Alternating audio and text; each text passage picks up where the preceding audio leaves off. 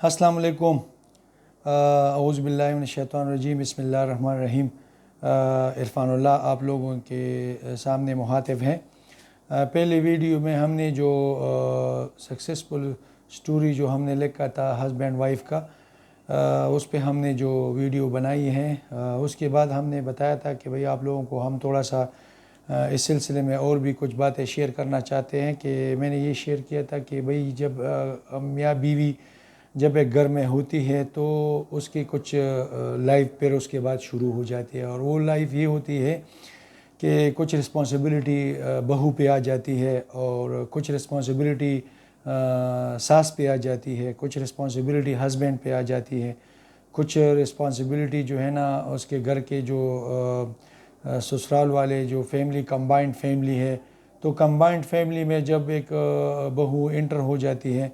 तो वो तो उसके पहले स्टेप ये होती है कि जिस तरह एक सास की अगर घर में 2-3 बेटी होती हैं तो बहू भी उस घर में उसकी बेटी बन जाती है। तो फिर इस तरह होता है कि घर के कुछ काम काज के बारे में उसकी कुछ बातें होती है कि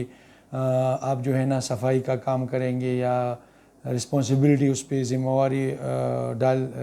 डालना होता है। तो जब वो बहू का घर में एंटर होते थे तो उसके मेहमान नवाजी अगर सब कुछ उसकी करे तो बहुत अच्छी बात है। फिर उसकी जो रिस्पॉन्सिबिलिटी घर के काम काज में आते हैं तो बहुत से घरों को हमने देखा है कि छोटे छोटे बातों पे सफाई का या इस्त्री पे या जो है ना घर के काम काज पे झगड़े शुरू हो जाती है। फिर जब उसके हस्बैंड घर आते हैं तो बहू भी उसको बताती है उसके हस्बैंड को कि अपने हस्बैंड को कि फलाना ये काम हुआ है, ये वो हुआ है। तो हस्बैंड को भी चाहिए कि वो अपनी वाइफ की बातें सुन ले और अपने मतलब ये कि घर को ऐसे चलाएं ताकि कोऑपरेटिव हो। तो और उस घर की जो बहू है उसको भी चाहिए कि वो छोटी छोटी बातों को अपने हस्बैंड के साथ शेयर न करे, क्योंकि वो भी थक जाते हैं या सारा दिन बाहर होता है, और उसका ससुर भी घर से बाहर होता है। तो फिर रिस्पॉन्सिबिलिटी सास पे आ जाती है। तो सास को भी चाहिए कि वो अपनी बहू को बेटियों जैसा समझे। बहुत से घर ऐसे हैं कि वो फिर उसमें मतलब यह कि अपनी बेटियों में और बहू में फिर फ़र्क न करें, वो इत्तेफाक के साथ रहें। तो वो घर जो है ना वो सास को चाहिए कि घर के जितनी भी काम हो बेटियों के साथ बहू भी तकसीम करे, तो फिर एक खुशहाली ज़िंदगी उसमें फिर गुज़र जाती है। इसके बाद होती है हस्बैंड की ये रिस्पॉन्सिबिलिटी है कि जितनी भी अगर बहू को जिसके उसकी वाइफ जो है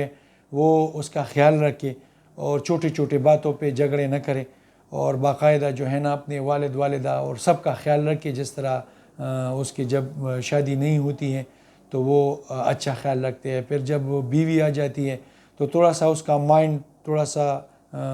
चेंज की तरफ लेके जाती है। लेकिन उसमें ये है कि जब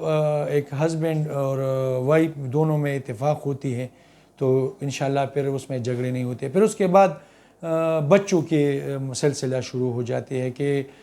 कोई कहते हैं कि मेरी बेटियां हो गई है, ये क्यों हो गया है, और बेटी होती है तो बेटी भी खुशी के बेटा जो है ना नेमत है और बेटी रहमत होती है। तो हस्बैंड को फिर चाहिए कि अगर बेटा हो बेटी हो तो जो भी हो अल्लाह का शुक्र अदा करे कि आप जो है ना अपनी बीवी का अगर बेटी हो तब भी उसका ख्याल रखें, बेटा हो तब भी उसका ख्याल रखें। हमारे यहाँ पे पठानों में या जितनी भी घर होते हैं कंबाइंड फैमिली होते हैं, कंबाइंड फैमिली का ये भी होता है कि उसमें उसके देवर होते हैं या उसके नंद होते हैं,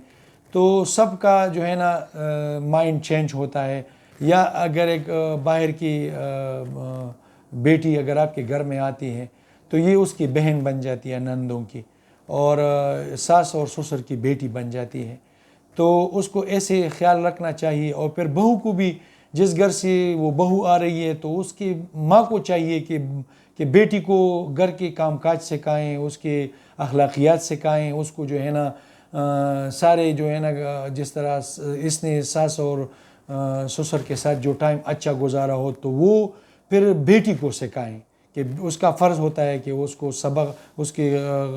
कुरान शरीफ के सबक उस पर जो है ना सीखे, और उस पर जो है ना تعلیم اس کو دلائیں، اور اس کے بعد جتنی بھی گھر کے جو ماحول کے ہیں تو اس کو سکھانا چاہیے، تاکہ دوسروں کے گھر میں جا کے اس گھر کو سنبھالے، کیونکہ یہ بیٹی پھر ساس بن جاتی ہے فیوچر میں۔ تو میرے تو یہ سب سے یہ چھوٹے چھوٹے جو ہماری ویڈیوز ہے، ہماری یہ باتیں ہیں، ہم چاہتے ہیں کہ اگر آپ لوگ اس کمبائنڈ فیملی میں اگر ایک دوسرے کے ساتھ کمپرومائز کرے، بہو کی جو